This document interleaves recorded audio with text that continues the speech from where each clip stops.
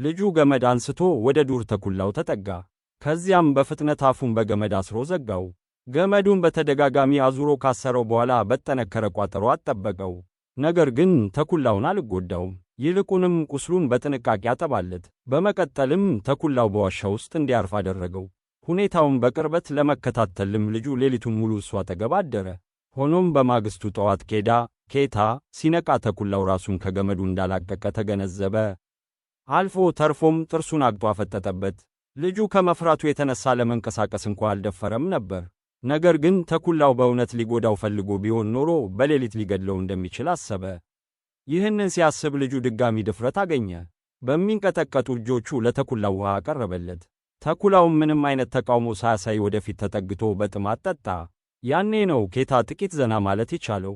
በድንገት ያዳነው ተኩላ በሰው ልጅ ታሪክ ውስጥ ትልቅ ስፍራ ይኖረዋል ብሎ ፈጽሞ አልገመተም ነበር። ከጥቂት ቀናት በፊት ኬታ በአደጋ ምክንያት ቆስሎ ነበር። ከጎሳው ለመለየት በመገደዱ በምድረ በዳው ውስጥ ብቻውን ለመቅበዝበዝ ተገደደ። ምንም አይነት ምግብ ስላልነበረው ነፍሳትን እየበላ ተረፈ። ነገር ግን ይህ ፈጽሞ በቂ አልነበረም፣ በተለይም ለመፈወስ አልሚ ምግብ ለሚያስፈልገው ለቆሰለው ተኩላ። ስለዚህ ከዚህ ቀደም እንስሳ ገድሎ የማያውቀው ኬታ ልቡን አጨካክኖ ለተኩላው ጥንቸል አደነለት። ነገር ግን እሳቱን አንድዶ ሥጋውን ለመጥበስ በጉጉት ሲዘጋጅ የተኩላው የዱር በላተኝነት ስሜት በድንገት አገረሸ። ምግቡን ከኬታ እጅ ለመንጠቅ ሞከረ። አውሬው እንዳልተለወጠ የተረዳው ኬታ መጀመሪያ ራሱ ጥሬውን ሥጋ በጥርሱ ቀድዶ በላ። ይህ አዳኝና የንብረቱ ባለቤት እሱ መሆኑን በማሳየት የበላይነቱን ለማረጋገጥ የተጠቀመበት መንገድ ነበር። ኬታ ወደ ኋላ ካፈገፈገ የተኩላው ቀጣይ ምግብ ሊሆን እንደሚችል ያውቅ ነበር። እንደ ዕድል ሆኖ በመጨረሻ እሳት ማቀጣጠል ቻለ። የሚንቀለቀለው ነበልባልም የእሱን የበላይነት ይበልጥ አጠናከረለት። ኬታ እሳቱ አጠገብ ተቀምጦ የተጠበሰውን ሥጋ በላ። አጠገቡ የነበረው ተኩላ የቀድሞ ጠበኝነቱን አጣ። አልፎ አልፎም ቀስ እያለ ያንጎራጉር ነበር። አይኖቹም ምግቡን በመመኘት ይንከራተቱ ነበር። ኬታ በልቶ ከጨረሰና ተኩላው ሙሉ በሙሉ መገዛቱን ካረጋገጠ በኋላ በመጨረሻ አንድ ቁራጭ ሥጋ ወረወረለት። ይህ ምጽዋት አልነበረም፣ ይልቁንም ኪዳ ለግንኙነታቸው ያስቀመጠው የመጀመሪያው ሕግ ነበር። እሱ ምግብና መጠለያ ያቀርባል፣ ተኩላው ደግሞ የእሱን ሕግ መከተል አለበት። ኪዳ ተኩላው እንደተቀበለው አሰበ። በዚያኑ ሌሊት ይበልጥ ለመጠጋት ቢሞክርም ተኩላው ግን አሁንም ጥንቁቅ ነበር። ራሱን ለመከላከል ጥርሶቹን አግጦ አሳየ። የጥርጣሬው በረዶ መቅለጥ የጀመረ ቢሆንም ሙሉ በሙሉ ለመቅለጥ ግን አሁንም ጊዜ ያስፈልገው ነበር።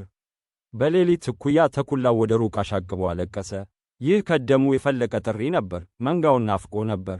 ብቸኛውን ጩኸት ሲሰማ ኪታም የራሱን ጎሳ መናፈቅ ጀመረ። በዚህ ቅጽበት በገዛ ወገኖቻቸው የተተዉ ሁለት ብቸኛ ነፍሳት፣ አንድ ልጅና አንድ ተኩላ ቀስ በቀስ መገናኘት ጀመሩ። ብዙም ሳይቆይ የኬታ ቁስሎች ቀስ በቀስ እየዳኑ መጡ። ሁሉንም ነገር ካዘጋጀ በኋላ ወደ ጎሳው የትውልድ አገር ለመመለስ ተነሳ። ተኩላውንም ተሰናበተው። ከመሄዱ በፊት የአንገት ልብሱን ስካርፍ መልሶ ለመውሰድ ሞከረ። ነገር ግን ተኩላው ጨርቁን በጥርሶቹ አጥብቆ በመያዝ ሊለቀው አልፈቀደም። ኬታ በብርቱ ታግሎ ነው በመጨረሻ ያስለቀቀው። ተኩላው መቃወሙን አቆመ። መሬት ላይ ተኝቶ ኬታን በምስኪን አይኖቹ ተመለከተው።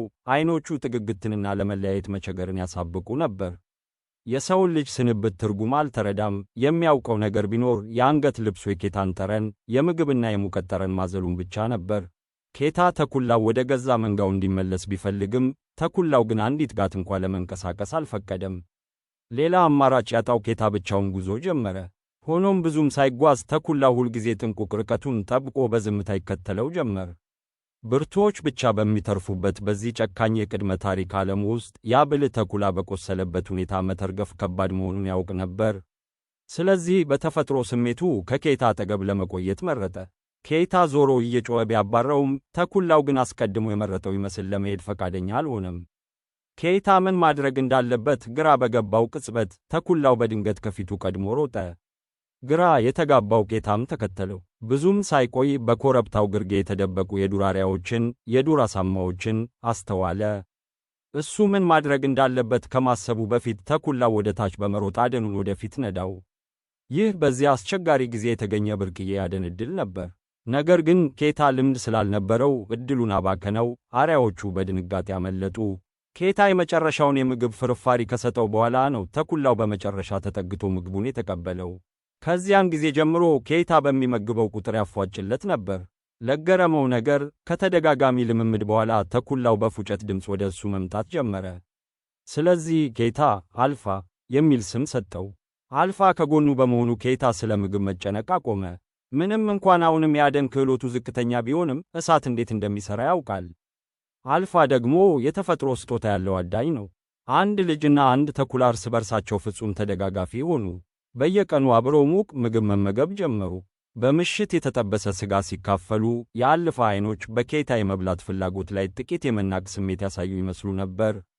ነገር ግን ሲተኙና የእሳቱ ነበልባል ጠፍቶ ቅዝቃዜው ሲበረታ አልፋ በፈቃደኝነት ኬታ አጠገብ ተጠቅልላ በመተኛት በሞቃት ፀጉሯ ታሞቀው ነበር።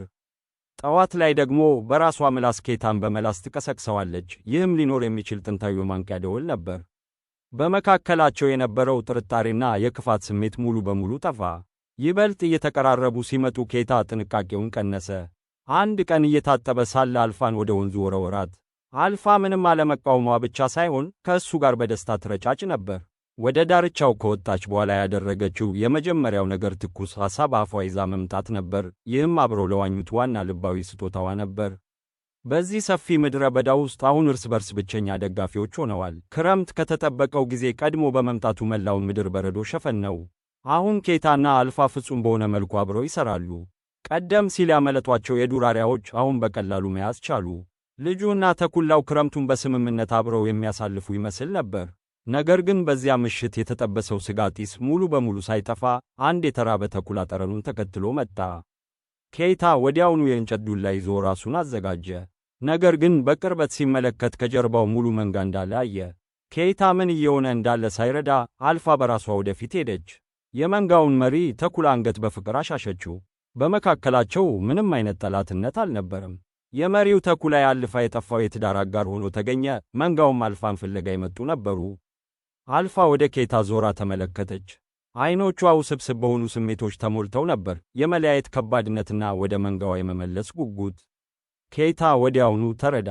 ልቡ ቢሰበርም አልፋን መልቀቅ እንዳለበት ያውቅ ነበር። የቅርብ ጓደኛውን ካጣ በኋላ ኬታ በተደበላለቀ ስሜት ተዋጠ። ነገር ግን አልፋ የመንጋው አካል መሆኑን ያውቅ ነበር። ለዘላለም ከጎኑ ሊያቆያት አይችልም። ያለ አልፋ ኬታ ወደ ብቸኝነት ሕይወት ተመለሰ። አየሩ ይበልጥ እየቀዘቀዘና ምግብ እያጠረ ሲሄድ አልፋን ከመቼውም ጊዜ በላይ ናፈቃት። ሙቀቷንና ያንን የማይነገረውን የደህንነት ስሜት ናፈቀ። አንድ ቀን እየተጓዘ ሳለ ኬታ በድንገት በበረዶ በተሸፈነ ሐይቅ ላይ ተደርምሶ ወደቀ። በበረዶ ውሃ ውስጥ በጭንቀት ታገለ። ልክ ተስፋ ሊቆርጥ ሲል በበረዶ ላይ ከላይ ሆኖ መንገዱን የሚከተል የተኩላ ጥላ በፈዘዘ መልኩ አየ። ምናልባትም የተስፋ ጭላንጭል አይቶ ኬታ የቀረውን ኃይሉን ተጠቅሞ ወደ ቀጭኑ የበረዶ ክፍል ዋኘ። ከዚያም ቢላዋውን በበረዶው ላይ ወጋው። ነገር ግን ኬታ ራሱን ማውጣት ከመቻሉ በፊት ተኩላው ፈጥኖ በመምጣት እጁን ነከሰው። ቃል በቃል ጎትቶ ከበረዶው አወጣው። ከራስ ፀጉሩ እስከ እግር ጥፍሩ የረጠበው ኬታ በማቆሚያ በሌለው ሁኔታ ይንቀጠቀጥ ነበር። ተኩላው እሱን ለማጽናናት ፊቱን በተደጋጋሚ ላመሰችው። ከዚያም ተጠግታ በወፍራም ፀጉሯ ሞቀችው። ያዳነው ተኩላ አልፋ ነበረች።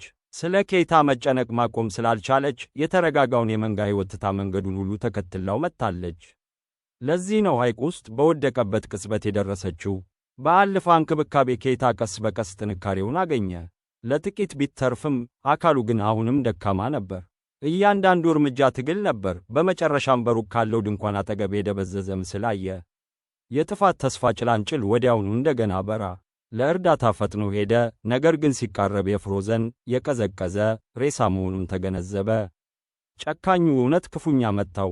ይባስ ብሎ ድንኳኑ ሙሉ በሙሉ ባዶ ነበር። ምንም ምግብ አልነበረም። ተስፋው ሁሉ ተሰባበረ። የኬታ ሁኔታ በቅዝቃዜውና በራብ ምክንያት በፍጥነት እየተባባሰ ሄደ። ደም እንኳ መተፍ ጀመረ። ይህ ቢሆንም የመኖር ፍላጎቱ አልተሰበረም። እኩል የደከመችውን አልፋን እያየ መንቀሳቀስ እንዳለባቸው አወቀ። ከመሄዱ በፊት ከሟቹ አጠገብ ቀስትና ፍላጻዎችን ወሰደ። በዝምታ ምስጋናውን አቀረበ። ከዚያም እሱና አልፋ ወደ ጎሳው ጉዟቸውን ቀጠሉ። ነገር ግን ብዙም ሳይጓዙ ኃይለኛ የበረዶ አውሎ ንፋስ መጣ። ይባስ ብሎ ደግሞ የጅብ መንጋ ከጀርባቸው እየተከተሏቸው መጡ።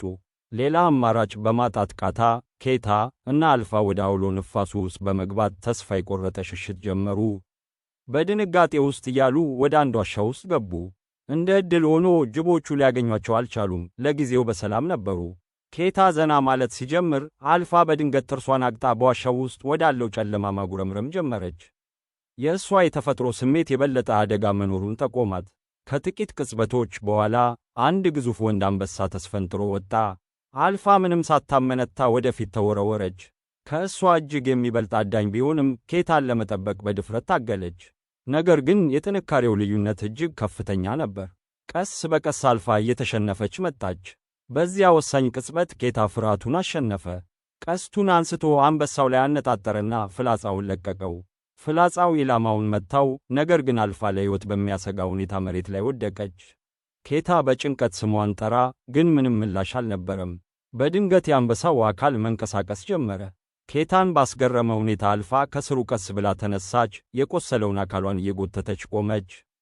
ኬታ ደህና መሆኑን ካረጋገጠች በኋላ ነው በመጨረሻ የወደቀችው። እንደ ዕድል ሆኖ አልፋ ተረፈች። ኬታ ቁስሏን በጥንቃቄ ያጠባላት። ብዙ የሕይወትና የሞት ፈተናዎችን አብረው ካሳለፉ በኋላ አሁን አልፋን እንደ ቤተሰቡ ይቆጥራት ነበር። አሁን የሚፈልገው ነገር ቢኖር አልፋ እንድታገግም ብቻ ነበር። ነገር ግን አየሩ ይበልጥ እየቀዘቀዘ በመሄዱ የአልፋ ቁስል እየተባባሰ ሄደ። በተቻለ ፍጥነት ወደ ጎሳው መመለስ ነበረባቸው። ይህ ብቸኛው ዕድላቸው ነበር። ለምን ያህል ጊዜ እንደተጓዙ ሳይታወቅ በመጨረሻ በድንጋይ ላይ የተቀረጸ የጎሳ ምልክት አገኙ። ይህ ማለት በትክክለኛው አቅጣጫ እየተጓዙ ነው ማለት ነው። ነገር ግን የአውሎ ንፋሱ ኃይል እየጨመረ በመሄዱ የአልፋ ሁኔታ በፍጥነት እየተበላሸ ሄደ። የቀናት ጉዞ ጥንካሬዋን በሙሉ ጨርሶት ነበር። በመጨረሻም አልፋ ወደቀች። ኬታ አጠገቧ ተንበርክኮ የደግነት ማበረታቻ ሰጣት። አልፋ መንቀሳቀስ ባትችልም ኬታ ግን እሷን ጥሏት ለመሄድ ፈጽሞ አላሰበም። ይልቁንም ጓደኛውን በክንዶቹ ላይ አጥብቆ አነሳት። ምክንያቱም በልቡ ውስጥ አልፋ ተራ የዱር እንስሳ አልነበረችም፣ እሷ ለሱ እህቱ፣ ወንድሙ ነበረች። ነገር ግን ብዙም ሳይቆይ ኬታ ራሱ የመጨረሻው ደረጃ ላይ ደረሰ። በረዶው ላይ ወድቆ ተኛ። በሕልሙ ወላጆቹ ወደ ቤት እስኪመለስ ሲጠብቁ ታየ። አንድ ኃይለኛ የቁርጠኝነት ስሜት በድንገት በውስጡ ነቃ። በዚያ እምነት እየተመራ እንደገና ለመቆም ታገለ። በድጋሚ አልፋን አንስቶ ወደ ቤት የሚወስደውን ጉዞ ቀጠለ። በንጹሕ ፍላጎት ኃይል በመመራት በመጨረሻ ለረዥም ጊዜ ወደ ናፈቀው ጎሳ ተመለሱ። ተስፋ ከፊታቸው ነበር፣ ነገር ግን አልፋ ቀድሞውኑ በሞት አፋፍ ላይ ነበረች። ኬታ ተኩላውን ተሸክሞ ወደ ሰፈሩ ሲገባ እያንዳንዱ የጎሳ አባል ደነገጠ። የጎሳው መሪ እንኳ በምድረ በዳ የመኖር ልምድ የሌለው ልጁ እንዲህ አይነት ታምር ይፈጥራል ብሎ ፈጽሞ አልገመተም ነበር። በሕይወት ወደ ቤት መመለሱ ብቻ ሳይሆን ሕያው የዱር ተኩላም ይዞ ተመለሰ። ኬታ ራሱን ከመሳቱ በፊት የመጨረሻውን ኃይል ተጠቅሞ ወደ አልፋ መለከተ።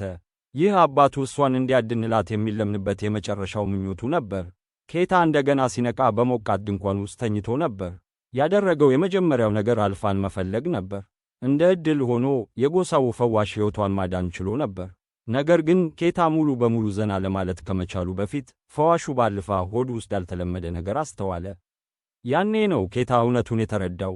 የሕይወትና የሞት ጓደኛው በእውነቱ ሴት ተኩላ ነበረች። እናም ከመንጋው ስትወጣ ቀድሞውኑ ነፍሰ ጡር ነበረች። ማመን አቃተው። አልፋ ግልገሎቿን በሆዷ ይዛ ከአንበሳ ጋር ተዋግታለች። በመቶዎች የሚቆጠሩ ኪሎ ሜትሮችንም ከጎኑ ተጉዛለች። በዚያ ቅጽበት ኬታ የእሷን ታማኝነት ጥልቀት ተረዳ። ይህ በሕይወትና በሞት መካከል የተፈጠረው ትስስር በጥልቀት ነካው።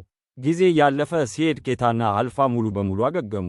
የአልፋ ግልገሎች በጎሳው ውስጥ ጤናማ ሆነው አደጉ። ከኬታ ጋር በመሆን የጎሳውን የትውልድ አገር ለመጠበቅ ረዱ። ከዚያ ቀን ጀምሮ ጎሳው ለአደን በወጣ ቁጥር ተኩላዎች ከጎናቸው ይሮጡ ነበር። ይህም የቅድመ ታሪክ ዘመን እጅግ ኃይለኛና ታዋቂ ጎሳ እንዲሆኑ አደረጋቸው። ይህ በዓለም ላይ የመጀመሪያዎቹ ውሾች ልደት ነበር። ታማኝነትን በጂናቸው ጽፈው በዘመናት ሁሉ ከሰው ልጅ ጎን ቆሙ።